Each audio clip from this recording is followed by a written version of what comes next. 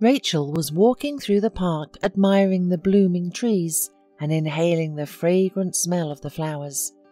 She sat down on a bench and noticed a young woman sitting across the alley. She looked no more than 19 years old. She was pregnant, and judging by her huge belly, she was going to give birth soon. Rachel looked at her face and was surprised. The stranger was silently wiping away her tears with her handkerchief, which flowed treacherously over and over again. It was obvious that the young woman was on the verge of hysteria. Rachel walked over to the bench where the pregnant woman was sitting and asked if she was all right. This innocent question made the young woman cry even harder. Rachel couldn't help it and began to calm her, asking her to tell her what was wrong, hoping there was something she could do to help her. The stranger calmed down a little and told her story. Her name was Molly, and she had come to the city to study. There she met a man. He told her he was in love with her, promised that he would marry her, and Molly listened and believed it all unconditionally. When she got pregnant, her boyfriend changed.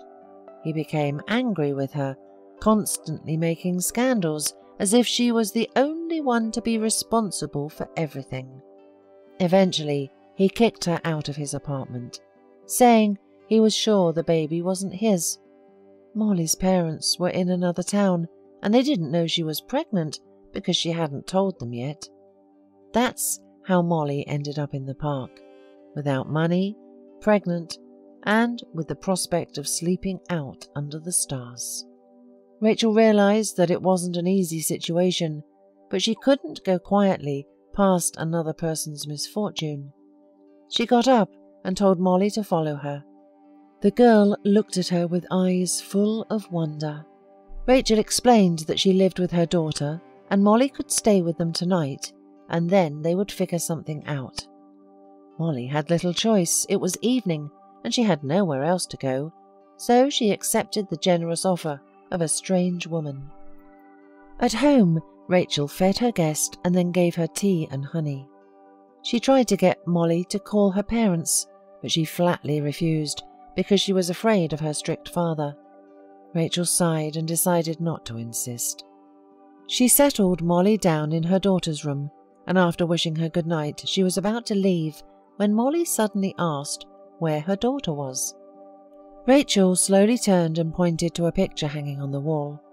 There was a portrait of a girl about 16 years old, and she explained that she still couldn't get over the loss of her dearest person.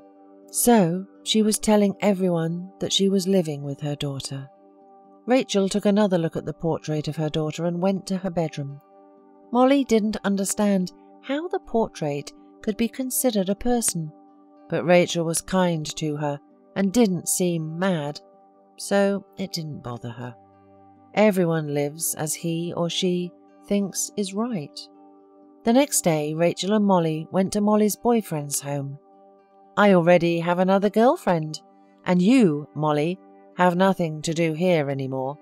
I don't know who is the father of your child, but it's definitely not me," the man said, smiling defiantly. Rachel was shocked by this greeting, but determinedly went into the apartment to get Molly's things.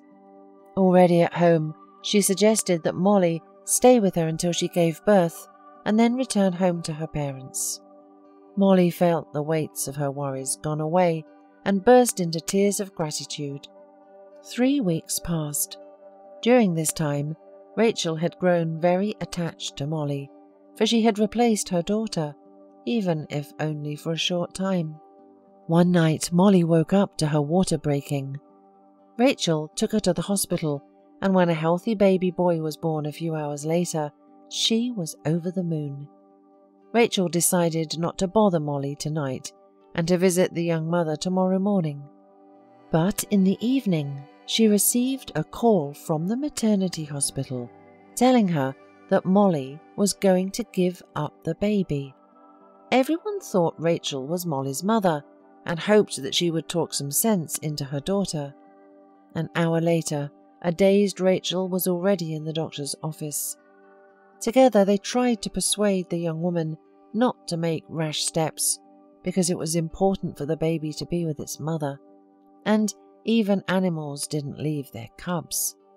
But Molly raised her weeping eyes at them and said that animals had their own dens or lairs, but she had no place to go.